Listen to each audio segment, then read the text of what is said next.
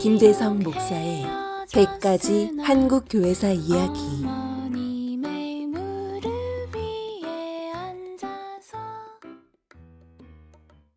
목요일에 만나는 5분 컬럼 한국교회사 이야기, 오늘 그 29번째 시간입니다. 새벽기도 언제나 그 자리에 라는 제목의 이야기를 계속해 가겠습니다. 어렸을 적에 학교에서 돌아와서 엄마하고 불렀는데 엄마가 계시지 않으면 참 허전했던 기억이 있습니다. 엄마 대신 나와 동생을 기다리고 있었던 것은 아랫목 이불 속에 자리한 밥통이었습니다. 그리고 메모지 한 장, 밥 먹고 숙제하고 색연필로 크게 적힌 메모지가 있었습니다. 그 밥통의 온기와 정성스러운 메모는 꼬마였던 나를 맞아주시던 엄마의 따스함이었고 목소리였습니다. 엄마가 아이를 기다리듯 한국 교회는 새벽마다 불을 켜고 맞이하는 자리가 있습니다. 어떤 교회는 5시에, 그리고 요즘은 조금 늦은 아침 6시에 모이는 새벽 기도회입니다. 하루를 여는 찬송과 말씀, 그리고 대부분 기도하고 묵상으로 이어집니다. 각자 짧은 시간 혹은 바람에 따라 긴 시간 참여할 수 있는 새벽 기도회는 오랜 동안 한국 개신교인들의 신앙적 표현이고 활력이 되어 왔습니다. 고요하고 맑은 시간에 우리를 기다리는 따스함이고 하나님 앞에 속마음을 내어놓는 거룩한 자리였습니다. 새벽 기도회는 한국 개신교의 고유한 특징이 되었습니다. 카톨릭이나 정교회 수도원에서 새벽부터 일과를 시작을 하고요. 그리고 천주교회나 그리고 성공회 같은 데서는 새벽 모임이 있기도 합니다. 그러나 한국 새벽 기도회는 자발적으로 모이기 시작해서 지금은 거의 모든 한국 교회가 지키게 된 한국 개신교만의 새로운 전통이 되었습니다. 새벽 기도의 시작은 개신교가 전해질 무렵까지 올라갑니다. 한국교회가 생기던 시절, 서울에는 성문이 닫히던 시간에 오후 10시 인경에, 그리고 성문이 열리던 하루 오전 4시에 보신각에서 종이 울렸습니다.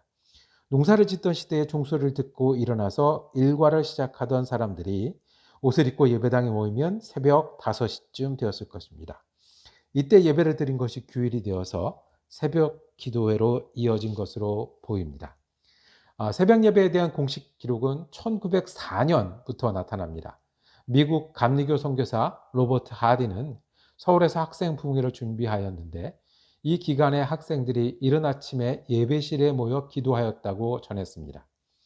이듬해에는 개성지방 부인 선교회를 인도하던 아레나 캐롤 선교사가 함께 준비를 하던 한국 여성들이 새벽에 모여 찬송하고 기도하는 바람에 너무 일찍 하루를 시작하였다고 어려움을 토로했습니다. 새벽 기도회는 외국 선교사들에게도 새로운 것으로 한국 기독교인들의 자발적인 실천으로 보입니다. 길선주 목사가 주도했던 1907년 대부흥운동은 새벽 기도회를 전국 교회에 자리 잡도록 했습니다. 길선주는 기독교인이 되기 이전에 관우를 모시며 도교적인 훈련을 하였는데 새벽에 일어나서 수행과 체조를 하였다고 합니다.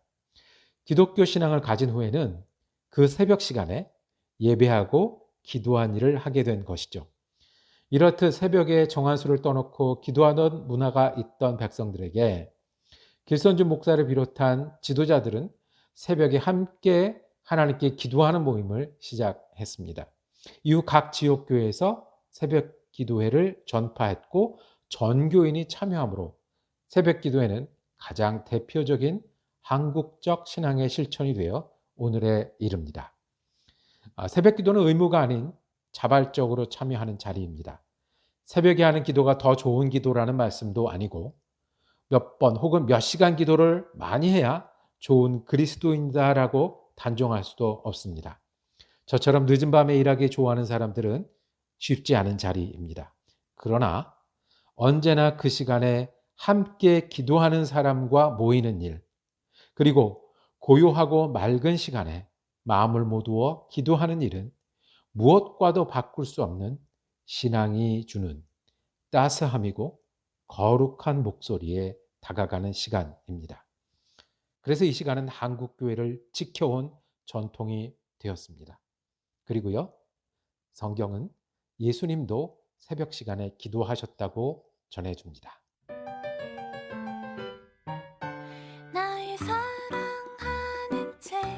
지금까지 김대성 목사의 100가지 한국 교회사 이야기였습니다.